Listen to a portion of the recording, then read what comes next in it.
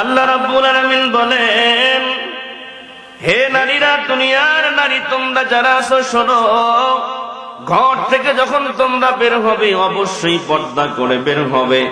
তোমরা যদি পর্দা করে ঘর থেকে বের হও, তোমাদের সতীত্বর জিম্মাদারি আমি আল্লাহ তাআলা নিয়ে নিলাম। কোন সুবহানাল্লাহ। হাকিকত সে তো দুনিয়া বেখবর হায়, দুনিয়া কি নুমাইশ পর নজর হায়। নমি গুয়াম কে আজ দুনিয়া জুদা বাস, বাহার কারে কে বাসি বা खुदा बास। दुनिया में हो दुनिया का तलब गार नहीं हो, दुनिया में हो दुनिया का तलब गार नहीं हो। बाजार से गुजर हो खरीदार नहीं हो, बाजार से गुजर हो खरीदार नहीं हो। ओ पर्दाর মা, একটু খেয়াল করে আল্লাহর নবীর কলিজার টুকরা নয়নের মণি ফাতেমা রাদিয়াল্লাহু তাআলা আনহা কিভাবে পর্দা করেছিল। একটু খেয়াল করে শুনেন আপনি আমি কি রকম পর্দা করি। দেখেন রে ভাই, একটু দিলটাকে নরম করে দিয়ে চোখের কোনো এক ফোঁটা পানি আসে কিনা। আজকে তোমার চোখে পানি নাই। আজকে আমাদের সমাজের মানুষ আমরা এমন হয়ে গেলাম, আজকে আল্লাহর দরবারে দোয়া করি, হাত তুলি, কান্দার চেষ্টা করি, চোখে পানি আসে না। ওরে ভাই, দিল বড় পাথর হয়ে গেছে। আল্লাহ তাআলার দরবারে মুনাজাত করি, বিপদে পড়িয়া আল্লাহকে ডাকি, চোখের কোনায় পানি আসে না। কথা কোন ঠিক না?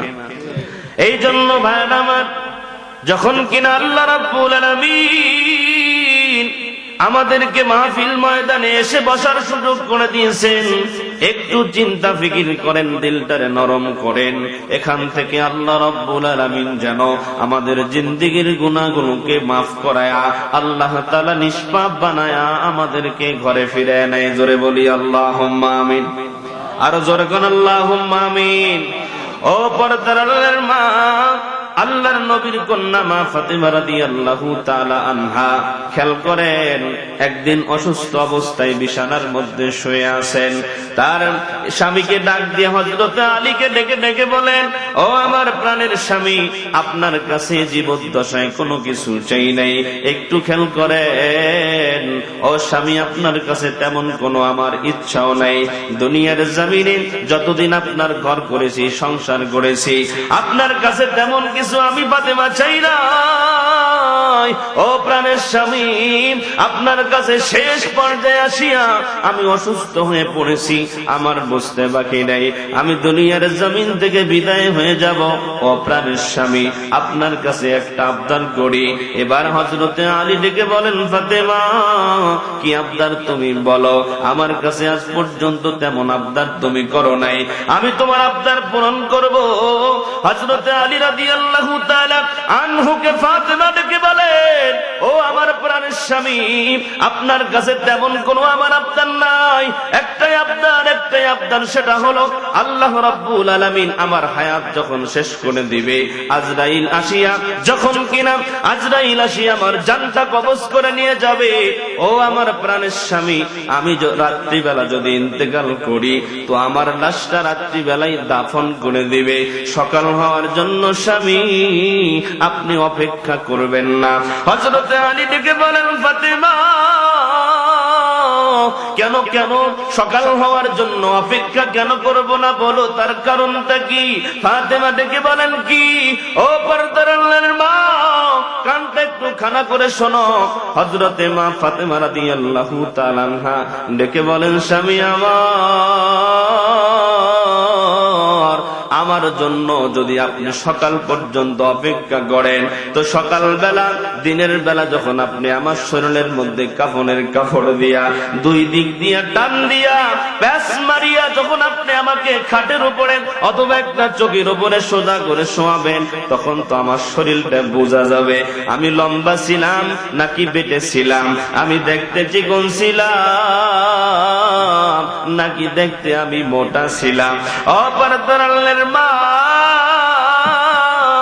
একটু খেয়াল করেন, হযরতে আলী রাদিয়াল্লাহু তাআলা আনহুকে মা ফাতেমাতুজ জোহরা রাদিয়াল্লাহু তাআলা আনহা যখন এই কথা বললেন, হযরতে আলী ডেকে বলেন, ঠিক আছে ঠিক আছে, কোনো অসুবিধা নাই, তোমার শেষ আবদার, তোমার শেষ ইচ্ছা আমি অবশ্যই পূরণ করব। জোরে আল্লাহু আকবার। ওরে মুসলমান ভাই, একটু খেয়াল করেন, হযরতে খাতুনে জান্নাত মা ফাতিমা রাদিয়াল্লাহু তাআলা আনহা রাত্রিবেলা যখন দুনিয়ার জমিন থেকে বিদায় হয়ে গেল, রাত্রিবেলা যখন বিদায় হয়ে গেল, এবার হযরতে আলী রাদিয়াল্লাহু তাআলা আনহা, হযরতে আলী রাদিয়াল্লাহু তাআলা আনহু, হযরতে আলী রাদিয়াল্লাহু তাআলা আনহু গভীর রজনীতে এই কোদাল কান্দের মধ্যে করে নিয়ে জান্নাতুল বাকির মধ্যে ঢুকে গেলেন। ও মুসলমান ভাই, রাত্রিবেলা হযরতে আলী রাদিয়াল্লাহু তাআলা আনহু যখন কিনা জান্নাতুল বাকির মধ্যে ঢুকিয়া কবর খনন করার জন্য হাঁটাহাঁটি করতেছেন, একটু পর্যবেক্ষণ করতেছেন যে কোন জায়গাটার মধ্যে মা ফাতেমার জন্য, কোন জায়গার মধ্যে কবরটা খনন করলে ভালো হয়। এমন সময় রাস্তা দিয়া হযরতে আবু যর গিফারি রাদিয়াল্লাহু তাআলা আনহু হেঁটে যায়, জান্নাতুল বাকির মধ্যে তাকায়া দেখে কে যেন গভীর রজনীতে কে যেন কোদাল নিয়ে হাঁটা চলা করে। হযরতে আবু যর একটু সামনের দিকে আগায় গিয়ে জিজ্ঞাসা করে, কে রে তুমি গভীর রজনীতে এত রাত্রিবেলা জান্নাতুল বাকির মধ্যে হাঁটা চলা করো? এবার ডাক দিয়ে বলেন, আমি হলাম হযরতে আলী।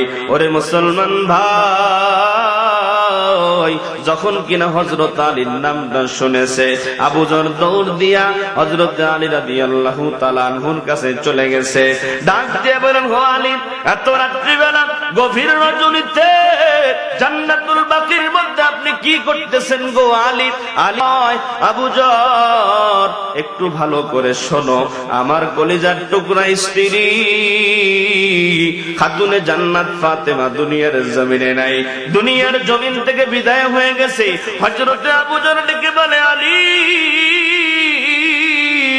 খাতুনে জান্নাত নবীজির কলিজার টুকরা নয়নের মণি ফাতেমা দুনিয়ার জমিন থেকে বিদায় হয়ে গেছে। এই রাত্রিবেলা একা একা জান্নাতুল বাকির মধ্যে আসছো তুমি কবর খনন করার জন্য, এখনো পর্যন্ত আমাদেরকে জানাও নাই, এই কাজটা কি তুমি ঠিক করেছো নাকি? হযরতে আলী ডেকে বলেন, ভাই আবু যর, আমার স্ত্রী ফাতেমা আমার কাছে শেষ আবদার করেছে, শেষ ইচ্ছা করেছে, সে যখন মৃত্যুবরণ করবে রাত্রিবেলা আমি যেন তার দাফন করি, দিনের জন্য, সূর্য ওঠার জন্য আমি আলী যেন অপেক্ষা না করি। কারণ হলো যে হযরতে ফাতেমা রাদিয়াল্লাহু তাআলা আনহা যদি দিনের বেলায় দাফন করি, তাকে যখন কাফনের কাপড় পরাবো, তার শরীরটা লম্বা ছিল নাকি বেটে ছিল, সে দেখতে চিকন ছিল নাকি মোটা ছিল, এইটা তো বোঝা যাবে। সে আমাকে বলেছে, এই মানুষ যে বুঝবে ফাতেমা দেখতে লম্বা না বেটে, মোটা না চিকন, এটাই যদি আমি ফাতেমার বেপরদার কারণ হয়ে দাঁড়ায়, হাসরের ময়দানে পরকালের দিনে আমি আমার আব্বার সামনে কেমন করে দাঁড়াবো? জোরে কোন আল্লাহু আকবার। আর জোরে আওয়াজ করে বলি আল্লাহু আকবার। ওরে মুসলমান ভাই, হযরতে আবু যরকে ডেকে ডেকে আলী বলে, আবু যর, একটু আমাকে তুমি হেল্প করবা নাকি? কয়, কি হেল্প করব?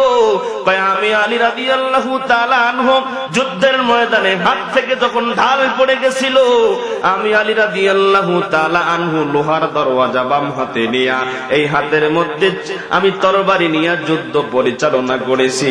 ও আবু যর গিফারি, ও আবু যর, তুমি কি একটু আমাকে হেল্প করবানি? আমার স্ত্রী দুনিয়ার জমিন থেকে বিদায় হয়ে গেছে, আজকে তার জন্য কবর খনন করার জন্য এই কোদাল দিয়া মাটির মধ্যে যে আমি জোরে আঘাত করব, কবর খনন করব, আমি সেই শক্তি পাইতেছি না। কোন আল্লাহু আকবার। ওরে মুসলমান ভাই, হযরতে আলী রাদিয়াল্লাহু তাআলা আনহুকে আবু যর ডেকে বলেন, আলী, টেনশন করার দরকার নাই, আমি আবু যর গিফারি রাদিয়াল্লাহু তাআলা আনহু তোমাকে হেল্প করব, তোমার জন্য আমি এই তোমার ফাতেমার জন্য কবর খনন করে দেব। ও মুসলমান ভাই, কবর খনন করা হলো। সংক্ষেপ করে বলে যায়, ও পর্দার লালের মা ও বোনেরা, এবার যখন খাতুনে জান্নাতের কবর খনন করা হলো, হযরতে আলী, হযরতে আবু যর গিফারি রাদিয়াল্লাহু তাআলা আনহু এবার কবরকে ডেকে ডেকে বলেন, কবর তুই কি জানো আজকে তোর মধ্যে কাকে রাখা হবে? ওরে কবর, খবরদার খবরদার বেয়াদবি করবি না, খবরদার বেয়াদবি করবি না। আজকে কিন্তু তোর মধ্যে যে যাকে রাখবো তিনি হলেন জান্নাতের মধ্যে মহিলাদের সর্দারনি, যিনি হবেন তাকে কবরের মধ্যে রাখবো। যেরকম সুবহানাল্লাহ। ওরে মুসলমান ভাই, এরপরে কবর থেকে কোনো আওয়াজ নাই, কোনো আওয়াজ নাই। আবু যর আবার ডেকে বলেন, রে কবর, আজকে তোর মধ্যে যাকে দাফন করব জানোনি তিনি কে? জান্নাতের যুবকদের লিডার যারা হবে, হযরতে হাসান, হযরতে হুসাইনের মাকে তোর ভিতরে রাখবো। খবরদার রে কবর, খবরদার বেয়াদবি করবি না। কবর থেকে কোনো আওয়াজ আসে না। ওরে মুসলমান ভাই, এরপরে আবু যর আবার ডেকে বলে, রে কবর, তোর মধ্যে কাকে রাখবো জানো? কাকে রাখবো জানো? আজকে তোর মধ্যে যাকে আমি রাখবো তিনি হলেন বিশ্ব নবী, যার জন্য আল্লাহ রাব্বুল আলামিন হাউজে কাউসারের ব্যবস্থা করেছেন, যাকে উদ্দেশ্য করে আল্লাহ হাসরের মাঠ কায়েম করবেন। ওরে কবর, তোর মধ্যে আজকে কিন্তু হযরতে খাতুনে জান্নাত ফাতেমা রাদিয়াল্লাহু তাআলা আনহাকে রাখা হবে। আল্লাহর নবীর কলিজার টুকরারে তোর মধ্যে রাখা হবে। খবরদার রে কবর, ফাতেমার লগে বেয়াদবি করবি না। ওরে মুসলমান ভাই, কবর থেকে গায়েবী আওয়াজ আসে। ওরে আবু যর, ভালো করে শোনো, আমি এমন একটা ঘর কবর, এই কবরের মধ্যে পরিচয় দিয়া কোনো লাভ হবে না। কে খাতুনে জান্নাত, কে যুবকদের লিডারের মা, কে বিশ্ব নবীর কন্যা, আমি কবরে এই পরিচয়ের ধারী না। আমার মধ্যে যে আসবে আমি দেখবো তার আমলটা কেমন ছিল। তার আমল যদি ভালো হয় তো আমি কবর তার সঙ্গে ভালো ব্যবহার করব, আর তার যদি আমল ভালো না হয়, তার যদি আমল খারাপ হয়, আমি কবর তার সাথে কোনোদিন ভালো ব্যবহার করব না। জোরে কন্যা নাউজুবিল্লাহ। ও মুসলমান ভাই, ও পর্দার আড়ালের মা গো, একটু খেয়াল করো কেমন পর্দা করেছেন খাতুনে জান্নাত মা ফাতেমা রাদিয়াল্লাহু তাআলা আনহা। আর আজকে আমরা দুনিয়ার জমিনে দেখতে পাই মা বোনেরা যারা পর্দা করে না তারা তো করেই না, যারা পর্দা করে এমন বোরকা পরে তাদের শরীর দেখতে চিকন না মোটা সব কিছু বোঝা যায়। কথা কোন ঠিক না? ও পর্দার আড়ালের মা, যেই বোরকা পরলে তুমি দেখতে চিকন না মোটা বোঝা যায়, এই পর্দা আসল পর্দা না। বোরকা পড়তে হবে এমন বোরকা, যেই বোরকা পরলে তোমার শরীরের ভাঁজ বোঝা যাবে না, যেই বোরকা পরলে তুমি দেখতে কেমন মোটা কেমন চিকন বোঝা যাবে না, এইরকম বোরকা পরতে হবে। আর আজকের মায়েরা এমন বোরকা পরে দেখতে ডিজাইন বিভিন্ন রকমের, আবার দেখবেন এই দিক দিয়ে কেরামান কাতিবিনের একটা গিট্টা মারে। যেরকম ঠিক না, এই পিছন দিক দিয়ে গিট্টা মারে না, দেখতে কেমন সব বোঝা যায়। আরে জামা কামিজ পরলে যেমন সুন্দর দেখা যায়, তো এমন বোরকা পরে তার থেকে বেশি সুন্দর দেখা যায়। কথা কোন ঠিক কিনা? এগুলো যুবকদের চোখের মধ্যে পড়ে যায়। ও পর্দার আড়ালের মা বোনেরা, একটু খেয়াল করেন, একটু খেয়াল করেন। আপনি রাস্তার দিকে একটু তাকায়া দেখেন, পত্রিকার দিকে খবর পড়েন, টিভির মধ্যে খবর পড়েন, যেই মা বোনেরা সত্যিকার অর্থে বোরকা পরে রাস্তাঘাটে বের হয়, এই সব নারীরা ধর্ষণ ইফটিজিং এর শিকার কিন্তু হয় না। কথা কোন ঠিক কিনা? ইফটিজিং এর শিকার হয় কারা?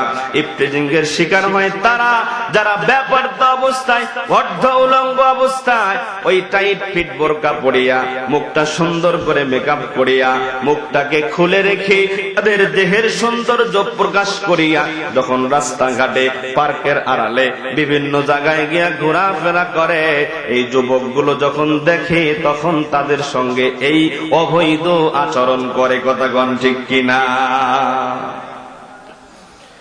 এই জন্য মা বোনের আমার, রাস্তাঘাটে বের হবেন, প্রয়োজনে বের হওয়া জায়েজ আছে, না জায়েজ না, কিন্তু যখন বের হবেন বোরকা পরে বের হবেন এবং সত্যিকার অর্থে পর্দা করার নিয়তেই বের হবেন।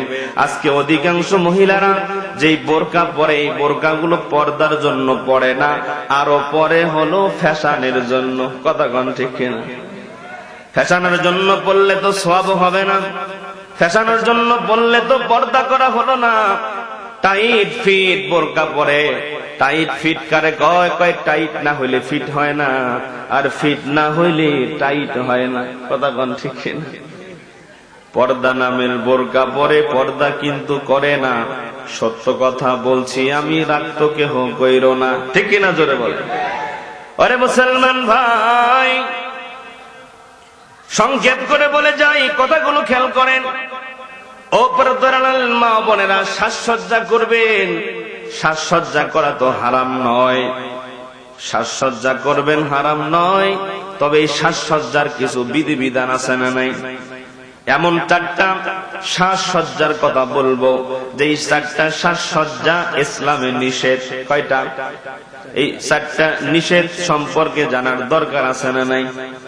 আজকে মা বোনেরা কত সাজ সাজে, আইলানা, মার্জিয়া, মাস্কারা, ভুরু পেন, কত কি দেয়। চোখের মধ্যে 5টা, চোখের পাতায় 1টা, ভুরুর মধ্যে 1টা, ভিতরে 1টা, আছে কিনা? চোখ যখন বন্ধ করে তখন দেখা যায়, আবার চোখ যখন খুলে তখন 2-1টা দেখা যায় না। কথা কোন ঠিক কিনা?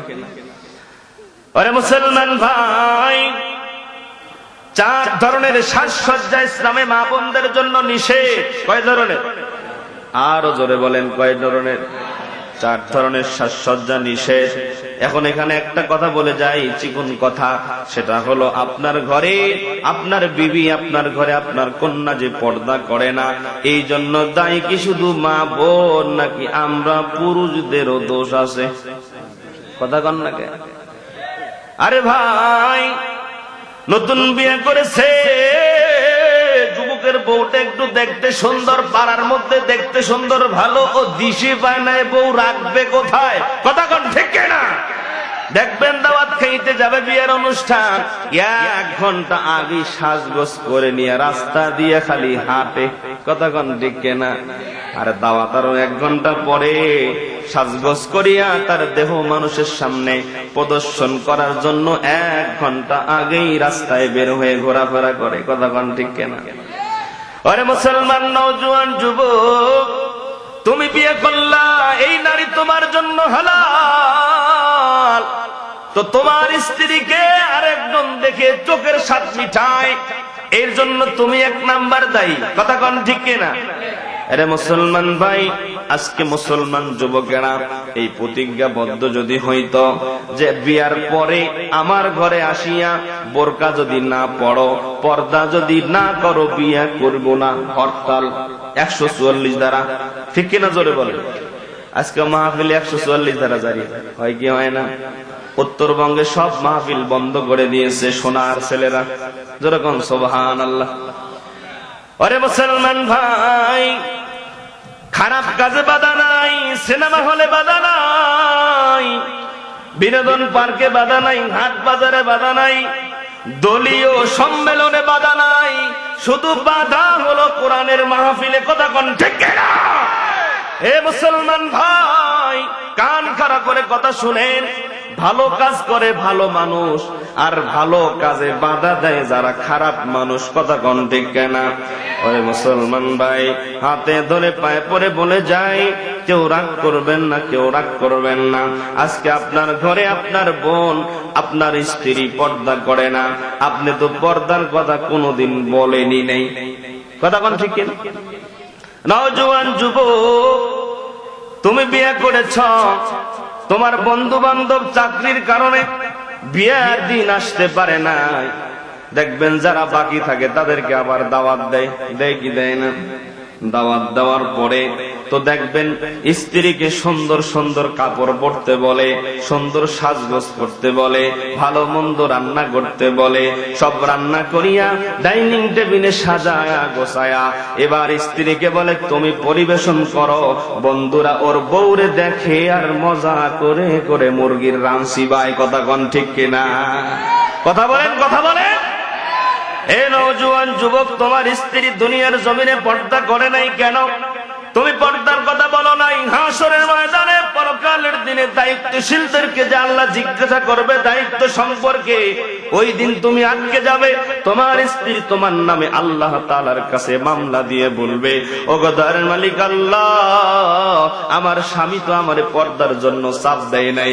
আমার স্বামী যদি আমাকে পর্দার জন্য তাগিদ দিত, পর্দার জন্য জোর করত, আমাকে যদি শাসন করত, তো আমি তো অবশ্যই পর্দা করতাম, বোরকা পড়তাম।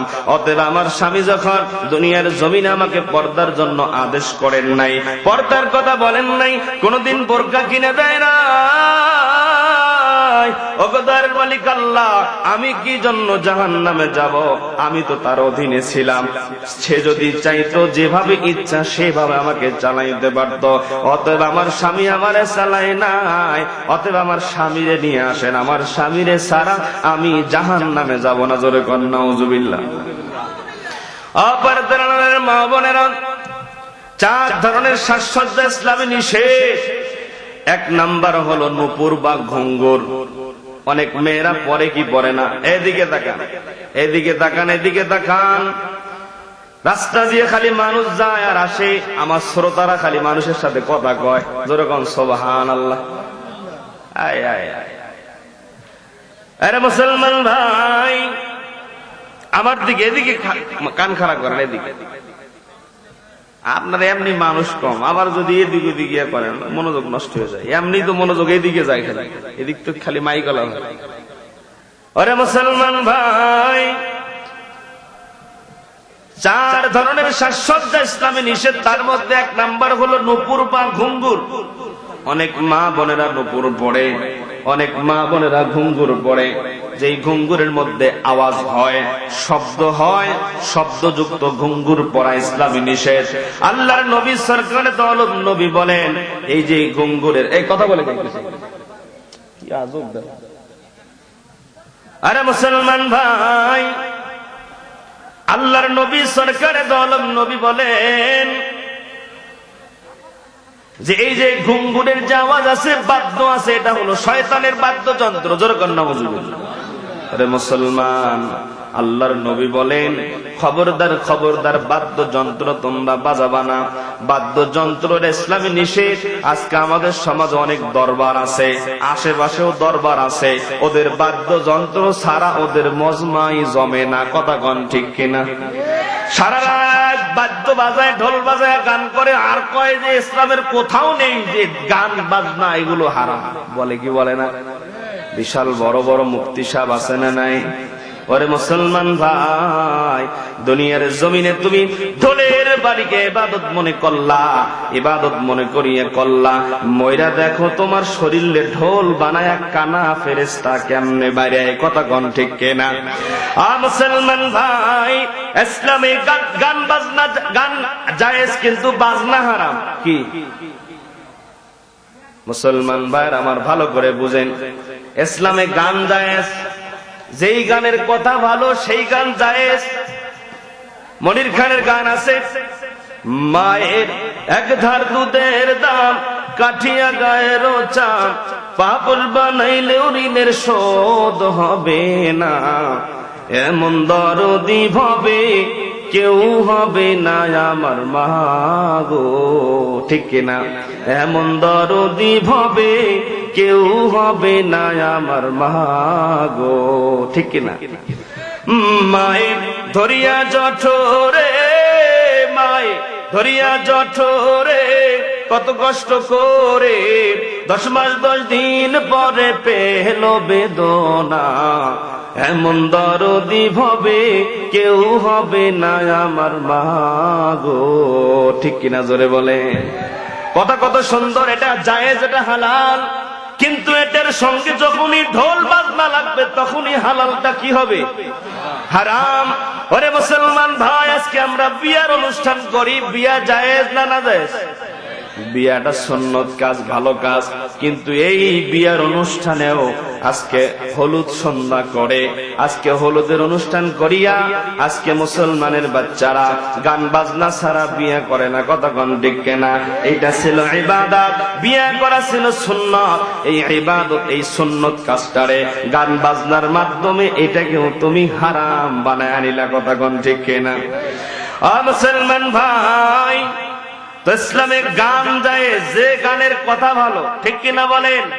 ওই আছে না, একদিন মাটির ভিতরে হবে ঘর, রে মন আমার কেন বাঁধো দালান ঘর, রে মন আমার কেন বাঁধো দালান ঘর। আছে না নাই?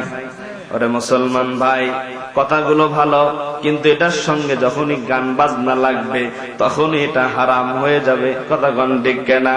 ও নওজোয়ান যুবক ও পর্দার আড়ালের মা বোনেরা, তো আমি যে কথাটা বলতেছিলাম, 4 ধরনের সাজসজ্জা ইসলামের নিষেধ। তার মধ্যে 1 নাম্বার হলো বাদ্যযুক্ত, শব্দযুক্ত নূপুর পরা, ঘুঙ্গুর পরা।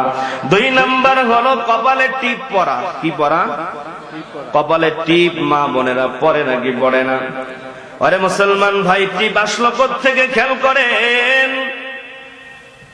ওই যে ইব্রাহিম পয়গম্বরকে ওই যে নমরুদ অগ্নিকুণ্ডের মধ্যে ফালায় দেওয়ার জন্য যখন অগ্নিকুণ্ড সাজালো, সংক্ষেপ করে বলে যায়, বিশাল লম্বা ঘটনা। এবার যখন ইব্রাহিম পয়গম্বরকে আগুনের ওই কুণ্ডের মধ্যে ফালায়া দিবে, তো আগুনের তাপ এত বেশি, আগুনের তাপে তার কাছে যাওয়া যায় না। কিভাবে মাঝখানে ফালাবে? তো একটা চরকি সিস্টেম করলো, এক পাশে ইব্রাহিম পয়গম্বরে বসালো, আর এক পাশে এই বাঘ ধরিয়া, এই পাশে ধরিয়া উঁচা করে মারবে, ছিটকায়া তাকে অগ্নিকুণ্ডের মধ্যে ফালায়া দিবে। যখন কিনা হযরত ইব্রাহিম পয়গম্বরকে অগ্নিকুণ্ডে ফালানোর জন্য এক পাশে রাখা হইল, রাখার পরে এই পাশে থেকে যখন মানুষজন ধরিয়া তাকে ফালায়া দিতে চায়, আল্লাহর কারিশমা বুঝা বড় দেয়, আল্লাহর মার দুনিয়ার বাইর। কথা কন ঠিক কেনা? মুসলমান ভাই, এবার তারা চেষ্টা করতেছেন, কিন্তু ফালাইতে পারবে তো দূরের কথা, ওই বাঁশ, ওই চরকি 1 চুল পরিমাণ লড়াইতেও পারে না। জোরে কন আল্লাহু আকবার।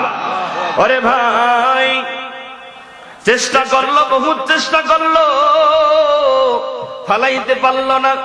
এমন সময় বড় বুদ্ধিজীবী আসলেন, যেনার নাম হলো মিস্টার ইবলিস। এবার মানুষের রূপ ধারণ করিয়া এবার আসিয়া নমরুদকে পরামর্শ দেয়, বুদ্ধি দেয়। আমাদের সমাজেও এরকম মাথায় চুল নাই বুদ্ধিজীবী আছে না নাই? আছে, আছে, আছে। হাই রে বুদ্ধিজীবী রে, বুদ্ধির ঠেলায় মাথা টাকলা হয়ে গেছে। আছে না নাই? একটা আছে ব্যারিস্টার সুমন সিলেটে, আগের যুবকদের আইডল ছিল, ঠিক কিনা? ইসলামের বিরুদ্ধে কথা বলল। এরকম অনেক এমপি মন্ত্রী আছে, তাদেরকে মানুষ বড় মহব্বত করত, বড় ভালোবাসত, কিন্তু যখন ইসলামের উপরে আঘাত করে কথা বলেছে, ওদেরকে নর্দমার মধ্যে ফালায়া দিয়েছে বাংলাদেশের মুসলমান যুবক। কথা কন ঠিক কিনা? বাংলাদেশ এমন একটা দেশ, বাংলাদেশ এমন একটা জায়গা, এই বাংলাদেশ 90% মুসলমান বসবাস করে। এই বাংলাদেশে ইসলামকে আঘাত করে, ইসলামকে মাইনাস করে কেউ জনপ্রিয় কোনোদিন হতে পারে নাই, হতে পারবেও না। কথা কন ঠিক কিনা? হে মুসলমান ভাই, বাংলাদেশের মুসলমান অধিকাংশ নামাজ পড়ে না, বাংলাদেশের মুসলমানের মুখে অধিকাংশের দাড়ি নাই, কিন্তু রসুলের মহাব্বত, কোরআনের মহাব্বত, ওলামায়ে কেরামের মহাব্বত অন্তরের মধ্যে আছে নাকি নাই? জোরে বলেন, জোরে বলেন। আরে ভাই, তো আমি যেটা বলতেছিলাম, যে বুদ্ধিজীবী, বড় বুদ্ধিজীবী মিস্টার ইবলিস এসে বলে যে, ও নমরুদ, ভালো করে শোনো, যেভাবে চেষ্টা করতেছো কিয়ামত হয়ে যাবে। ইব্রাহিম পয়গম্বরকে অগ্নিকুণ্ডে ফালাইতে পারবা না, ফালানোর জন্য আমি যেই বুদ্ধি দিব, এই যেই বুদ্ধি আমি দিব, এই বুদ্ধি অনুযায়ী তুমি যদি কাজ করো, এই কাজ করলে তাকে তুমি ফালাইতে পারবা। কয় কি বুদ্ধি তোমার, বলো বলো।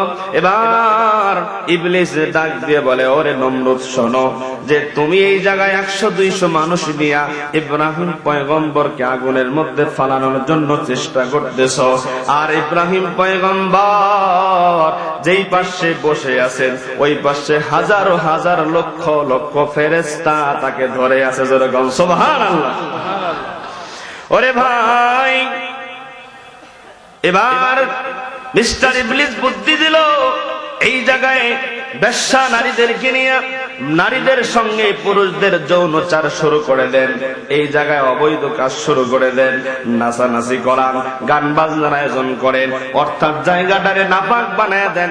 এই জায়গাটারে যদি নাপাক বানায় দিতে পারেন, এখানে ফেরেশতা থাকবে না, কারণ যেই জায়গা নাপাক ওই জায়গায় ফেরেশতা থাকে না, ফেরেশতা চলে যাবে, ইব্রাহিম পয়গম্বরকে ফালানো সহজ হবে। এবার ওই অবৈধ কাজ করানো হলো, নারীদেরকে টাকার লোভ দেখায়া দেখায়া টাকা দিয়ে ভাড়া করে করে ওই জায়গায় আনা হলো, অবৈধ কাজ করানো হলো। এরপরে ইব্রাহিম পয়গম্বরকে আগুনের মধ্যে ফালাইয়া দেওয়া হলো। আগুনের মধ্যে যখন ইব্রাহিম পয়গম্বরকে ফালাইয়া দিল, এমন সময় হযরতে জিবরাইল আলাইহিস সালাতু ওয়াস সালাম এসে ডাকতে বলে, ও পয়গম্বর, আপনি একটু অনুমতি দেন, আপনি যদি আমারে অনুমতি দেন, অগ্নিকুণ্ড সহ এই নমরুদের প্রাসাদের মধ্যে দিব, তার প্রাসাদ, তার সৈন্য, তারে সহ জ্বালায়া দেব। আল্লাহু আকবার। ওরে মুসলমান ভাই, এবার হযরত ইব্রাহিম পয়গম্বর কি জবাব দিল জানো? ইব্রাহিম পয়গম্বর ডাক দিয়ে কয়, জিবরাইল, আমি যে আল্লাহকে ডাকি, আমি যে আল্লাহর ইবাদত করি, আমি যে আল্লাহকে ডাকি, ওই আল্লাহ তো এমন নয় বান্দার ডাক শুনে না। জোরে কোন আল্লাহু আকবার। আমি এমন আল্লাহর ইবাদত করি না যে আল্লাহ তাআলা তার বান্দা কি অবস্থায় আছে জানে না। ওরে জিবরাইল, তোর সাহায্যের কোনো দরকার নাই, আমার সাহায্য, আমি পয়গম্বর, আমি খলিলুল্লাহ, আমি হলাম আল্লাহর বন্ধু। আল্লাহ তো দেখতেছেন তার বন্ধু বিপদে আছে, আর বিপদেই বন্ধুর পরিচয় পাওয়া যায়। আর বিপদ যখন হয়, প্রকৃত বন্ধু সে অবশ্যই সাহায্য করে। আমার আসমান ও জমিনের মালিক আল্লাহ সব কিছু দেখতেছেন, অতএব আমার কোনো টেনশন নাই। জোরে কোন সুবহানাল্লাহ। আল্লাহ রাব্বুল আলামিন কোরআনুল কারীমের আয়াত নাযিল করলেন, কুল্লা ইয়া নারু কুনি বারদাও বারদাও ওয়া সালামান আলা ইব্রাহিম। ওরে নওজোয়ান যুবক, আল্লাহ রাব্বুল আলামিন আগুনকে আদেশ করলেন, রে আগুন, খবরদার খবরদার, ইব্রাহিম পয়গম্বরের একটা পশমা যেন পোড়া না যায়। ইব্রাহিম পয়গম্বরের জন্য রে আগুন একদম ঠান্ডাও হবি না, আবার বেশি গরমও থাকবি না, অর্থাৎ একেবারে আরামদায়ক হয়ে যাবি। কোন সুবহানাল্লাহ। তো আমি যে কথাটা এখান থেকে বের করব সেটা হলো, ওই যে শয়তানের বুদ্ধি অনুযায়ী ওই যে নমরুদ যেই মহিলাদেরকে নিয়ে ওই জায়গার মধ্যে জেনা ব্যভিচার করলেন, অবৈধ কাজ করালেন, ওই মহিলাদেরকে চিহ্নিত করার জন্য তাদের কপালের মধ্যে সিঁদুর বা টিপ দেওয়া হয়েছিল। ওখান থেকেই টিপের প্রচলন চলে আসছে। মা বোনেরা হাতে ধরে পায়ে পড়ে বলে যাই, আমি আপনাদেরকে খারাপ বলছি না, যদিও আমাদের মা বোনেরা আজকে কিন্তু খারাপ নিজেকে হওয়ার জন্য টিপ পড়ে না, সৌন্দর্য বাড়ানোর জন্য টিপ পড়ে। এরপরেও নিষেধ কেন? পাইমান তাশাব্বাহা বিকওমিন ফাহুয়া মিনহুম। দুনিয়ার জমিনে যার সঙ্গে যার সাদৃশ্য মিলবে, দুনিয়ার জমিনে যে যাকে মহাব্বত করবে, দুনিয়ার জমিনে যে যাকে অনুসরণ করবে, হাসরের ময়দানে পরকালের দিনে আল্লাহ তাআলা কিন্তু তার সঙ্গী হাসরের মাঠে দাঁড় করায় দিবে। কথা ঠিক কিনা? আজকে দুনিয়ার জমিনে তুমি যদি বেনামাজি নেতার পিছনে ছোট ভণ্ড পীর, গাঁজাখোর, নারীখোর এমন পীরের দরবারে যদি যাও, হাসরের ময়দানে পরকালের দিনে ওই ওই বেনামাজি নারী, ওই বেনামাজি পীরের সঙ্গে, বেনামাজি নেতার সঙ্গে, ইসলাম বিরোধী নেতার সঙ্গেই হাসরের ময়দানে দাঁড়াতে হবে। কথা কোন ঠিক কিনা? ওরে নওজোয়ান যুবক ভাই, ও পর্দার আড়ালের মা বোনেরা, যেমনি ভাবে তাদের সঙ্গে টিপ পড়লে একটা সাদৃশ্য মিলে যায়, এই জন্য আজকে থেকে নিয়ত করবেন কপালের মধ্যে টিপ পরা যাবে না। জোরে কোন ঠিক কিনা? শেষ করে দেই। 3 নাম্বার হলো পরশুলা। পরশুলা মানে নকল চুল। কি চুল? দেখবেন নিজের চুল ছোট ছোট রাখে, বিভিন্ন স্টাইলের বিভিন্ন রঙের চুল কিনতে পাওয়া যায়, আছে না নাই? নকল চুল যারা লাগাবে, এটাও ইসলামী নিষেধ, এটাও ইসলামী নিষেধ করে, এটাও করা যাবে না। 4 নাম্বার হলো ভুরু পেলাক করা, টেটু করা। করে কি করে না? ভুরু পেলাক করে রে ভাই। ও পর্দার আড়ালের মা, এ পর্দার আড়ালের বোন, কথাটা ভালো করে খেয়াল করে শোনো। যে কথাটা আমি বলতেছি একটু খেয়াল করে শোনো। মাথার চুল কাটতে হয়, এই জন্য মাথার চুল বড় হয়। মুছ কাটতে হয়, এই জন্য মুছ বড় হয়। দাড়ি বড় হয়, এক মুষ্টি হওয়ার পরে দাড়ি কাটা যায়। কিন্তু রে মুসলমান ভাই, ও পর্দার আড়ালের মা বোনেরা, চোখের যেই পাতা আছে, এই পাতার মধ্যে যে চুল আছে, পশম আছে, এটাও কিন্তু তেমন বড় হয় না। জোরে কোন ঠিক কিনা? বড় হয়নি? বড় হয় না। গায়ের মধ্যে যে লোম আছে, এই লোমও কিন্তু তেমন বড় হয় না। আরে মুসলমান নওজোয়ান যুবক, ও পর্দার আড়ালের মা বোনেরা, একটু খেয়াল করে শোনেন। এই ভুরু কিন্তু বড় হয় না। যেই চুলগুলো কাটা লাগে ওই চুলগুলো বড় হয়, আর যেই চুলগুলো কাটা নিষেধ ওই চুলগুলো বড় হয় না। ধরে কোন আল্লাহু আকবার। আল্লাহ রাব্বুল আলামিন কেমন করে সৃষ্টি করেছেন। এটাও চুল। এ মুসলমান ভাই, মোছের মধ্যেও চুল, দাড়ির মধ্যেও চুল, চোখের মধ্যেও চুল, সবই তো চুল। একটা বড় হয় আর একটা বড় হয় না। এর কারণ হলো যেটা কাটতে হয় সেটা বড় হয়, আর যেটা কাটতে হয় না আল্লাহ তাআলা অটোমেটিক ওটাকে সেইভাবেই রেখেছেন। কোন সুবহানাল্লাহ। আজকে আমাদের মা বোনেরা বিউটি পার্লারে গিয়া তাদের ভুরু কেটে এই কলমের মতো একটা ভুরু পেন পাওয়া যায়, ঠিক কিনা? জোরে বলেন। এই পেন দিয়া লম্বা করিয়া তাদের সৌন্দর্য বাড়ানোর চেষ্টা করে। ও পর্দার আড়ালের মা, হাতে ধরে পায়ে পড়ে বলি রে মা, তোমাকে যেমনে সুন্দর দেখা যাবে, তোমার যেমনে যেমন ভুরিতে সুন্দর দেখা যাবে, আল্লাহ রাব্বুল আলামিন সেইভাবেই তোমাকে সৃষ্টি করেছেন। কথা কোন ঠিক কিনা? ও নওজোয়ান যুবক, ও পর্দার আড়ালের মা বোনেরা, একটু খেয়াল করে শোনেন রে মা। তুমি যদি আজকে বিউটি পার্লারে গিয়া তোমার ভুরুটারে চাষিয়া তুমি নিজের মতো করে সাজাও, তো তুমি আল্লাহ তাআলার যেটাকে সুন্দর মনে করেছিল, তুমি সেটা দিয়া ভুরু কাটিয়া ভুরু পেলাক করবা না। আর নওজোয়ান যুবকেরা শরীরের মধ্যে টেটু আঁকায়, এই টেটু আঁকা জায়েজ না, ইসলামে নিষেধ। এই 4 ধরনের সাজসজ্জা মা বোনদের জন্য এবং শেষের টেটু করা ছেলেদের জন্য এটা নিষেধ। আল্লাহ রাব্বুল আলামিন পর্দার আড়ালে যে মা বোনেরা আছে যারা শুনতেছে, আজকে থেকে 4টা বিষয় থেকে বিরত থাকার জন্য আল্লাহ তৌফিক দান করেন। জোরে বলি আমিন। ও মুসলমান ভাই, আলোচনা যে আদেশ ধরেছি অনেক লম্বা আলোচনা, এখান থেকে আমি শুধু তরজমা করে বিদায় নিয়ে নিব। আল্লাহ রাব্বুল আলামিন বলেন, ওয়াকারনা ফি বুয়ুতিকুন্না ওয়ালা তাবাররাজনা তাবাররুজাল জাহিলিয়াতিল উলা।